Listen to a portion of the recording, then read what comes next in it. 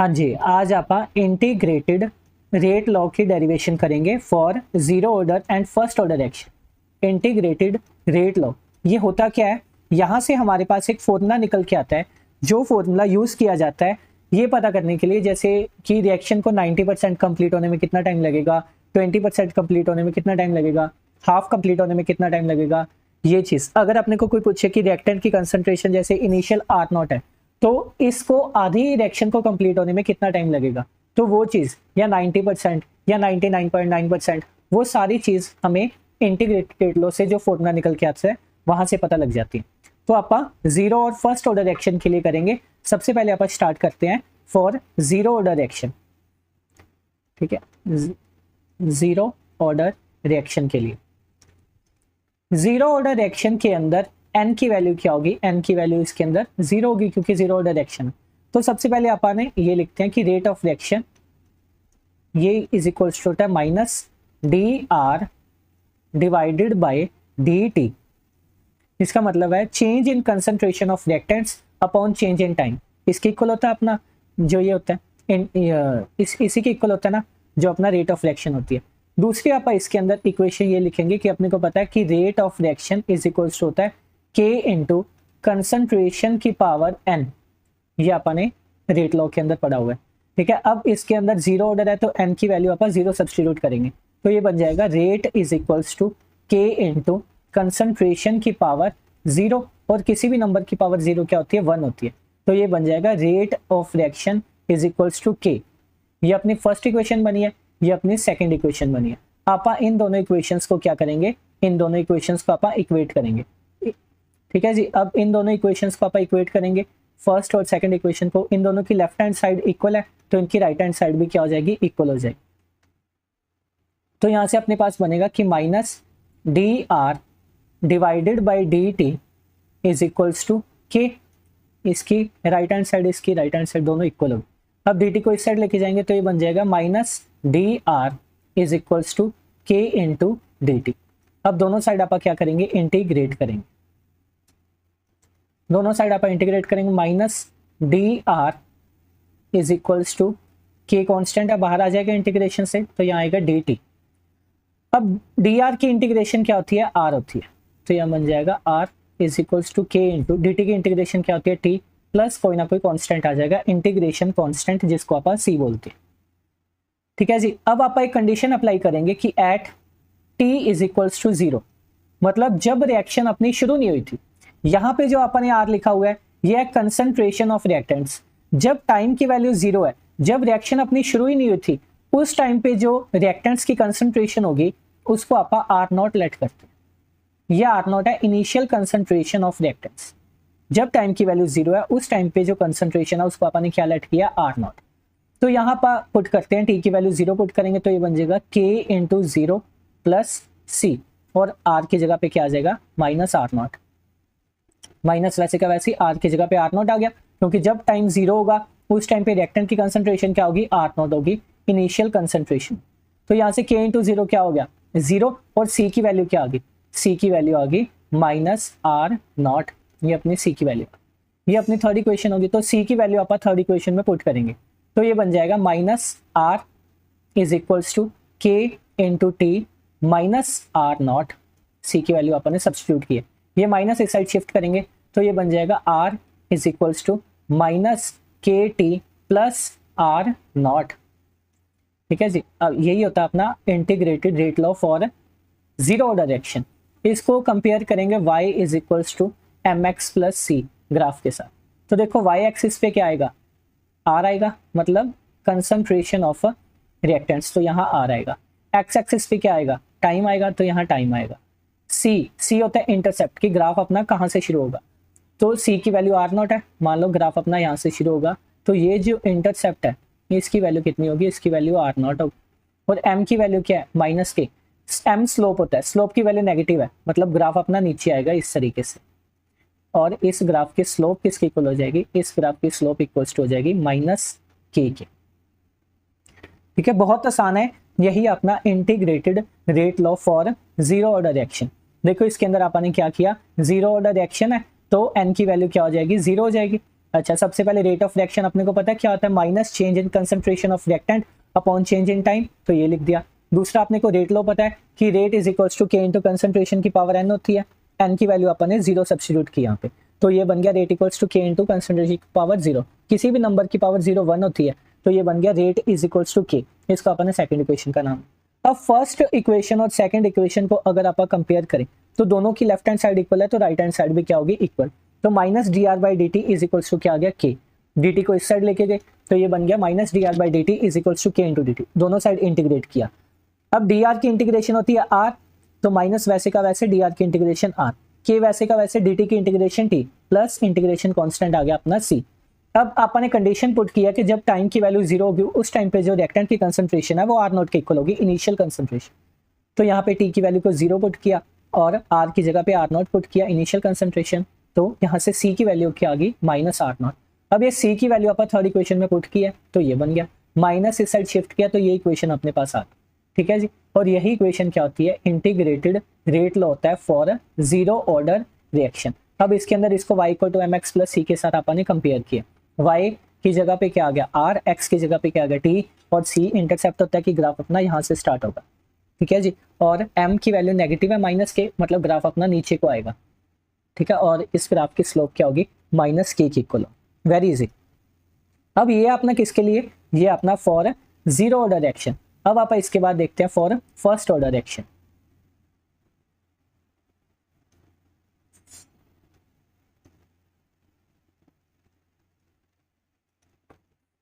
बिल्कुल सेम उसी के जैसा है, for first order reaction. First order reaction के लिए n की वैल्यू क्या होगी, 1 होगी। सबसे पहले वही चीज है कि rate of reaction is equals to क्या होता है, minus D R by D T, change in concentration of reactant upon change in time, first equation. तो उसके बाद रेट लो अपने को बोलता है rate is equals to K into concentration की पावर n होता है, ठीक है। अब ये अपनी फर्स्ट ऑर्डर रिएक्शन है तो n की वैल्यू क्या होगी, 1 होगी। n की वैल्यू 1 सब्स्टिट्यूट करेंगे तो rate is equals to K into concentration, मतलब कंसंट्रेशन का सिंबल ये होता है इसकी पावर 1, तो यहाँ से बन जाएगा rate is equals to K into concentration of reactants, ये अपने सेकंड इक्वेशन है। अब आप फर्स्ट और सेकंड इक्वेशन को क्या करेंगे, इक्वेट करेंगे, लेफ्ट हैंड साइड इक्वल है, राइट हैंड साइड इक्वल हो जाएगी, तो ये बन जाएगा minus D R by D T is equals to K into concentration of R. अब आर इस साइड आएगा और डी टी इस साइड चला जाएगा, तो ये बन जाएगा minus D R upon R is equals to K into D T. अब दोनों साइड आप करेंगे इंटीग्रेट, तो माइनस ये बन जाएगा D R divided by R is equals to K into T D T. यहाँ अपना डी टी आएगा, डी टी साइड जाएगा डी टी। अब देखो 1 बाई एक्स की इंटीग्रेशन होती है log natural X, 1 by T की इंटीग्रेशन होती है लॉग नेचुरल टी। उसी तरीके से 1 बाई आर इसकी इंटीग्रेशन क्या होगी, इसकी इंटीग्रेशन होगी log natural R is equals to K into D T की इंटीग्रेशन होगी टी प्लस सी, यहाँ पे क्या आ जाएगा constant. Same as it is यहाँ भी आप कंडीशन अप्लाई करेंगे कि at T is equals to 0 हमारे पास जो रिएक्टेंट की कंसंट्रेशन होगी उसको आप लिखेंगे R naught, initial concentration of reactant. यहाँ पुट करेंगे तो ये बन जाएगा minus log natural R naught is equals to K into 0 plus C. तो यहाँ से सी की वैल्यू क्या आ जाएगी, minus log natural R naught आ जाएगी। ये अपनी थर्ड इक्वेशन है, इसमें आप सब्स्टिट्यूट करेंगे तो minus log natural R is equals to K T minus log natural R naught, ये चीज बन गई, ठीक है जी। अब माइनस को आप इस साइड शिफ्ट करेंगे, माइनस को इस साइड शिफ्ट करेंगे तो ये बन जाएगा log natural R is equals to minus K T plus log natural R naught, minus को शिफ्ट किया अपन। अब इसको आप कंपेयर करेंगे y is equals to M into X plus C के साथ, ठीक है जी। तो यहाँ अपना बनेगा ग्राफ, ग्राफ आप यहाँ बना लेते हैं। तो देखो y की जगह पे क्या आएगा, लॉग नेचुरल r, तो यहाँ अपन लिखते हैं लॉग नेचुरल r। x की जगह पे क्या आएगा, x की जगह पे t आएगा, यहाँ अपन लिखते हैं t। सी की जगह पे क्या आएगा, इंटरसेप्ट। मान लो ग्राफ अपना यहाँ से शुरू हो जाए, ये होता है अपना इंटरसेप्ट, तो इसकी वैल्यू क्या आएगी, इसकी वैल्यू आएगी लॉग नेचुरल आर नॉट। अच्छा जी, एम की वैल्यू क्या है, माइनस के, मतलब स्लोप नेगेटिव है, ग्राफ अपना क्या आएगा, नीचे को आएगा, तो ग्राफ अपना नीचे आ गया। इस ग्राफ की स्लोप किसकी इक्वल होगी, इसकी स्लोप इक्वल होगी माइनस के। कितना हो गया, वेरी इजी।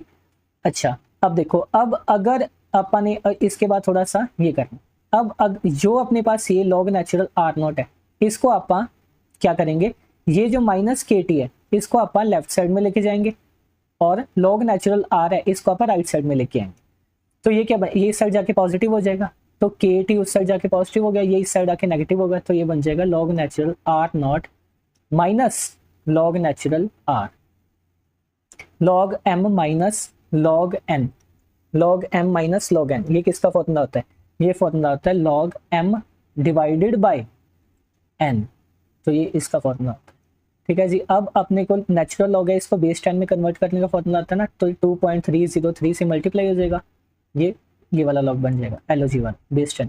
ठीक है जी, यहाँ पे आर इज इक्वल्स टू क्या है, के इंटू टी।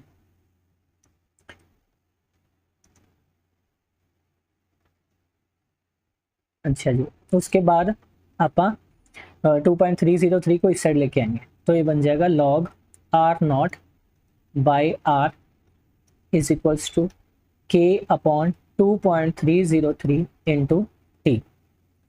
बस ये चीज़ आ गई। देखो कुछ मुश्किल नहीं है, आपा ने कुछ ज़्यादा नहीं किया, आपा ने सिर्फ इतना किया है कि यहाँ पे जो अपना ये प्रेजेंट था, ये वाला ये इस इक्वेशन के अंदर, इस इक्वेशन के अंदर के टी को आपा लेफ्ट साइड लेके गए, माइनस के टी को इस साइड जाके प्लस हो गया, और लॉग नेचुरल आर को इस साइड लेके आए, तो ये आके माइनस हो गया, तो ये इक्वेशन बन गई अपनी। इसके बाद log M minus log N, इसका formula log M by N होता है, तो ये इक्वेशन बन गई। इसको बेस 10 में कन्वर्ट किया, 2.303 से मल्टीप्लाई, 2.303 को इस साइड लेके आए, तो ये के क्या आ गया, डिवाइड में आ गया, ये इक्वेशन अपनी बन गई यहाँ पे। अब इसको आप किसके साथ कंपेयर करेंगे, उसी के साथ y is equals to M into X plus C. First order के दो ग्राफ बनते हैं, दोनों ही ग्राफ वेरी वेरी इंपॉर्टेंट है, ये ग्राफ की स्लोप बहुत बार पेपर में पूछी गई। तो देखो y की जगह पे क्या आएगा, log R naught divided by R, और x की जगह पे क्या आएगा, x की जगह पे आएगा टाइम। c की जगह पे कुछ भी नहीं आया, मतलब प्लस 0 है यहाँ पे, तो मतलब ग्राफ अपना यहाँ से ओरिजिन से स्टार्ट होगा, और m की वैल्यू पॉजिटिव है, मतलब ग्राफ अपना क्या जाएगा, ऊपर जाएगा इससे। ठीक है, ग्राफ अपना इस तरीके से ऊपर से।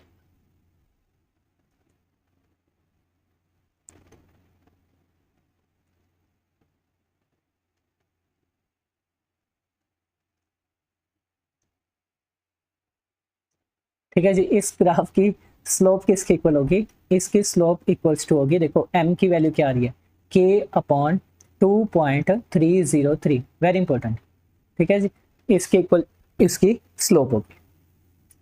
हाँ जी, ये अपना किसका, फर्स्ट ऑर्डर का इंटीग्रेटेड रेट लॉ।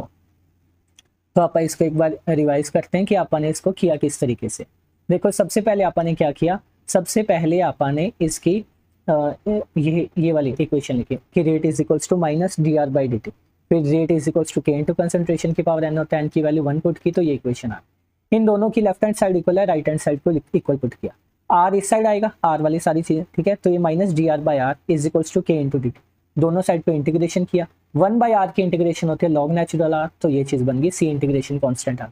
जब टाइम की वैल्यू 0 होगी, आर की वैल्यू आर नॉट होती है, तो वो पुट की यहाँ पे, तो ये चीज बन गई। यहाँ से सी की value minus log natural R naught आ गई, ये यहाँ पे पुट किया। अब माइनस इस साइड शिफ्ट किया, तो ये चीज बन गई। इसको y equal to M X plus C के साथ कंपेयर किया, अपना फर्स्ट ग्राफ बन गया ये वाला। ठीक है जी, ये वाला अपना फर्स्ट ग्राफ, ये वाला ऊपर वाला, ये वाला अपना फर्स्ट ग्राफ बन गया। देखो y की जगह पे लॉग नेचुरल आर है, तो y की जगह पे लॉग नेचुरल आर लिखा। ठीक है, x की जगह पे t है, तो x की जगह पे t लिखा, और c की जगह पे लॉग नेचुरल आर नॉट है, तो मतलब ग्राफ अपना यहाँ से स्टार्ट हो गया, ये इंटरसेप्ट हो गया, और m की वैल्यू माइनस किया, ग्राफ अपना नीचे को आएगा, तो ये अपना ग्राफ बन गया। उसके बाद आपने क्या किया, उसके बाद आपने इस इक्वेशन को थोड़ा मॉडिफाई किया, के को इस साइड लेके गए, लॉग नेचुरल आर को इस साइड लेके आए, तो ये चीज बन गई। अब इसको log M minus log N होता है, वो फॉर्मूला लगाया, log M divided by N बन गया। इसको उसमें कन्वर्ट किया बेस 10 वाले में, ये बन गया। 2.303 को इस साइड लेके गए, और इसको अपने y equal to M X plus C के साथ कंपेयर किया, y की जगह पे log natural log R naught by R, X की जगह पे टाइम आ गया और m की जगह पे k अपॉन 2.303, सी की वैल्यू 0 है, ग्राफ अपना ओरिजिन से स्टार्ट हो। तो ये अपना बन गया फर्स्ट ऑर्डर के लिए इंटीग्रेटेड रेट लॉ। अब ये चीज़ आ जाती है कि एग्जाम के अंदर क्वेश्चन क्या पूछा जाता है। तो अगर देखो सीधा सीधा इंटीग्रेटेड रेट लॉ की डेरिवेशन आई तो आप ये दोनों डेरिवेशन कर लेंगे जीरो या फर्स्ट ऑर्डर की, और अगर न्यूमेरिकल आए तो उनमें ये वाला फॉर्मूला यूज हो। आपको ये वाला फॉर्मूला याद रखना है कि R naught minus R upon K is equals to T. ये फॉर्मूला होता है for zero order reaction. Zero order reaction के लिए आपने ये फॉर्मूला याद करना।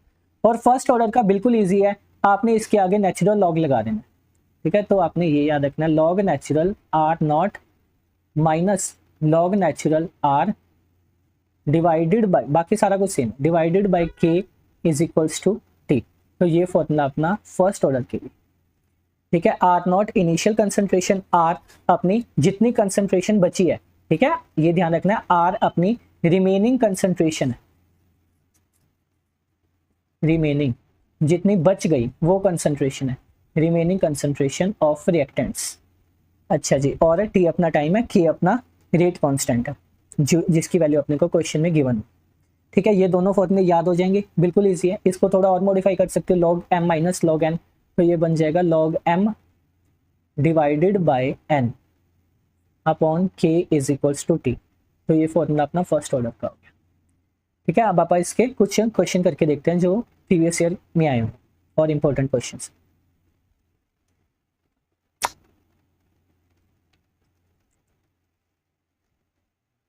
हाँ जी, देखो इसके क्वेश्चन है, फर्स्ट क्वेश्चन है कि identify the reaction order from the each of the following rate constant. Rate constant की वैल्यू अपने को दी हुई है, यहाँ से अपने को पता करना है कि इस रिएक्शन का ऑर्डर क्या हो, मतलब ये फर्स्ट ऑर्डर रिएक्शन है या जीरो ऑर्डर रिएक्शन है या सेकंड ऑर्डर रिएक्शन है, किस तरीके से पता करना। तो जब भी रेट कांस्टेंट का आपको आएगा कोई भी क्वेश्चन उसके यूनिट्स का, तो आपको एक जनरल इक्वेशन याद रखनी है।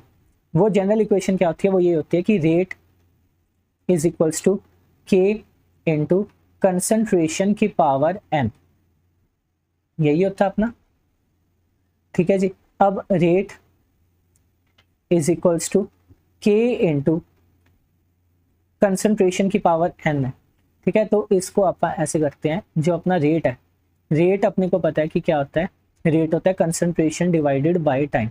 तो रेट को आप यहाँ लिखते हैं concentration divided by time is equals to K into concentration की पावर n है इस साइड पे। अब ये कंसंट्रेशन की पावर n है, अगर इसको मैं इस साइड लेके जाऊं, यहाँ कंसंट्रेशन की पावर 1 है, तो ये इस साइड जाके माइनस हो जाएगी पावर, ठीक है। जब इसको आप इस साइड लेके जाएंगे, ठीक है, यहाँ ये देख लो, पहले इसको मैं डिवाइड में लेके जाऊंगा, ऊपर जाके इसकी पावर माइनस हो जाएगी। तो ये बन जाएगा कंसंट्रेशन की power 1 minus n divided by time is equals to K. अब कंसंट्रेशन के यूनिट आपको पता है कि क्या होता है, कंसंट्रेशन के यूनिट होता है मोल पर लीटर। तो ये बन जाएगा मोल पर लीटर की पावर 1 माइनस n, और नीचे 1 बाय टाइम है, 1 by time is equals to K, ठीक है। तो यहां से ये चीज अपनी बन जाएगी कि मोल की पावर 1 माइनस n, लीटर की पावर n माइनस 1 और सेकंड की पावर -1, ये के जनरल यूनिट बन जाए। अब जो ये अपने फर्स्ट लिखा हुआ है इसके अंदर आप कंपेयर करें, मोल की पावर 1 माइनस n है और यहाँ पे मोल की पावर -1 है, तो मतलब 1 माइनस n इसकी वैल्यू कितनी होगी, -1 होगी। माइनस n इस साइड आके प्लस का हो गया, -1 इस साइड आ गया, तो यहाँ से n की वैल्यू कितनी आ गई 2। मतलब ये जो फर्स्ट लिखी हुई है ये कौन सी ऑर्डर की रिएक्शन है, ये सेकंड ऑर्डर की रिएक्शन है। सेकंड में कंपेयर करें तो यहाँ मोल की पावर 1 माइनस n है, यहाँ तो मोल है ही नहीं, मतलब मोल की पावर 0 है, तो मतलब 1 माइनस n इसकी वैल्यू कितनी आ गई, 0 आ गई। तो यहाँ से n की वैल्यू क्या आ गई, 1 आ गई। तो मतलब ये जो सेकंड लिखी हुई है ये फर्स्ट ऑर्डर की रिएक्शन। इस तरीके से आप बहुत ही ईजिली कंपेयर करके फाइंड आउट कर सकते हैं कि कौन से ऑर्डर की अपनी रिएक्शन है। उसके बाद सेकंड क्वेश्चन देखते हैं कि a zero order reaction has rate constant इतना। तो मतलब सबसे पहले अपने को के की वैल्यू दे दी, के की वैल्यू अपने को 0.003, ये लास्ट वाली 0 पॉइंट के बाद कोई मतलब नहीं है, इसको आप ऐसे लिख सकते हैं 3 इंटू 10 की पावर -3, 3 इंटू 10 की पावर -3 ये के की वैल्यू होगी। उसके बाद how long will it take for initial concentration of reactant इतना टू फॉल टू इतना, मतलब इनिशियल कंसंट्रेशन R0 इसकी वैल्यू अपने को कितनी दे दी उन्होंने 0.1 दे दी। उसके बाद फाइनल कंसंट्रेशन R इसकी वैल्यू उन्होंने कितनी दे दी 0.075, कितनी उन्होंने वैल्यू दे दी। अब अपने को टाइम की वैल्यू क्या करनी है, फाइंड आउट करनी है। वेरी इजी कर सकते हैं आप, कैसे लिखेंगे R, अपने को फॉर्मूला याद है जीरो ऑर्डर का, R0 minus R divided by K is equals to T, यही फॉर्मूला था, इसके अंदर पुट करते हैं। तो R0 की वैल्यू है 0.1 माइनस 0.075 डिवाइडेड बाय K की वैल्यू है 3 इंटू 10 की power -3 is equals to time, उसको डिवाइड करके आएगा 0.025 डिवाइडेड बाय 3 इंटू 10 की power -3 is equals to T। अब इसको 0.025 इसको ऐसे लिख लेंगे 25 इंटू 10 की पावर -3 डिवाइडेड बाय 3 इंटू 10 की power -3 is equals to T। अब 10 की पावर -8 10 की पावर -3 कैंसिल हो गया, 3 ने 25 को कट किया 8.33 पे, तो ये अपने यूनिट्स आ जाएंगे। ठीक है, पर सेकंड है इसके यूनिट, तो यहाँ पे क्या आएगा सेकंड आएगा, तो ये अपने टाइम की वैल्यू होगी 8.33 सेकंड। ऐसे करके और भी अपने पास कुछ क्वेश्चंस हैं जो आपको करके देखनी है, ये मैं आपको सेंड कर दूंगा, आपने इन क्वेश्चंस की क्या करके देखनी है, प्रैक्टिस करके देखनी है। और कोई भी डाउट होगा तो वो आपने पूछ